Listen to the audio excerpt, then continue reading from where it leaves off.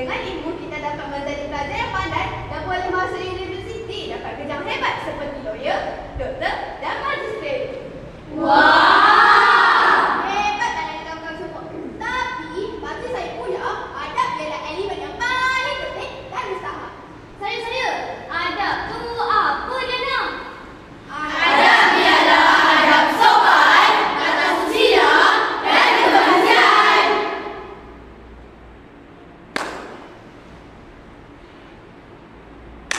Dalam sebuah hadis mengenai adab, Rasulullah SAW bersabda, tiada yang lebih berat dalam timbangan seorang mukmin pada hari kiamat daripada keindahan akhlak.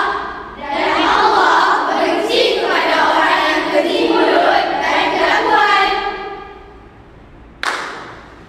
Hadis riwayat Tirmizi dan Abu Daud.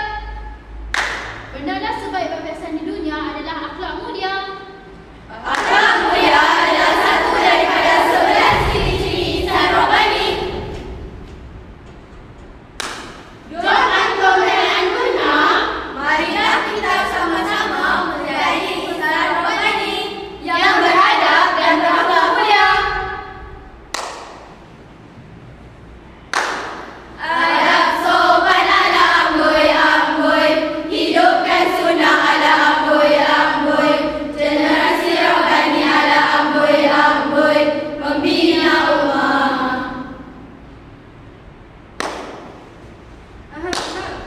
Cubaan suara membentuk daripada akhbar sunnah harian pada 27 Jun 2025. 6 pelajar MSM Terengganu di Masa Merata selepas diambil dalam kejadian uji fizikal dalam seorang pelajar tingkatan 2 pada hari ini. Pelajar tarikh ni buah. Itu kan tempat pelajar yang pandai-pandai belajar. Bagaimana perkara ini boleh berlaku? Budi sebenarnya boleh berlaku di mana-mana sahaja, bukan hanya di sekolah, rumah, tempat kerja, malahan di media sosial juga boleh berlaku budi ini.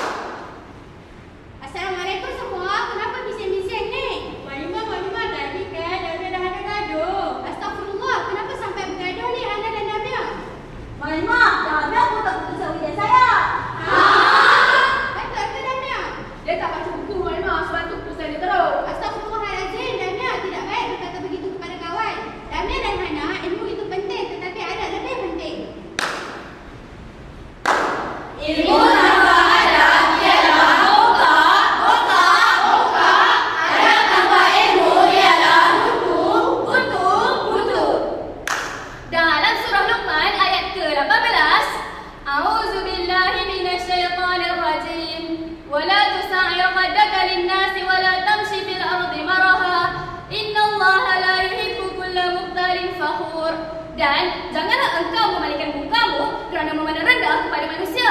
Dan janganlah engkau berjalan di bumi kerana berlagak sombong. Sesungguhnya Allah tidak suka kepada tiap-tiap orang yang sombong takbur lagi membanggakan diri.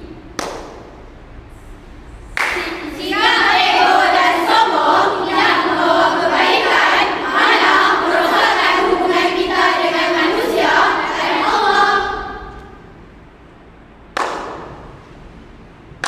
Menurut Imam Malik, wahai anakku, belajarlah adab sebelum kamu belajar ilmu. Ini adalah menunjukkan perihal adab adalah langkah pertama dalam kehidupan.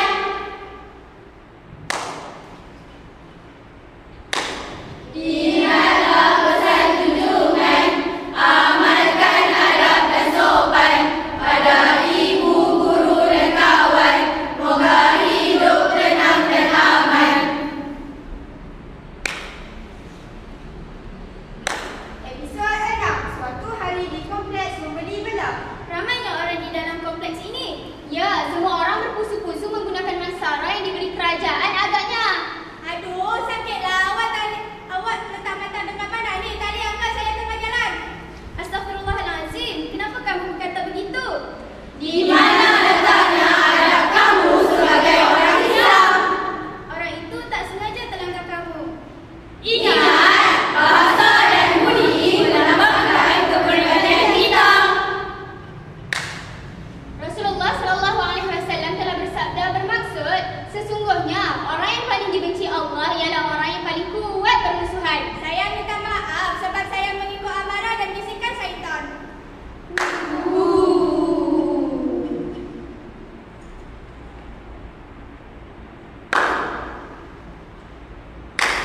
Lihatlah dunia, semakin malu, teknologi semakin lalu. Tapi apa jadi pada akhlak dan nilai?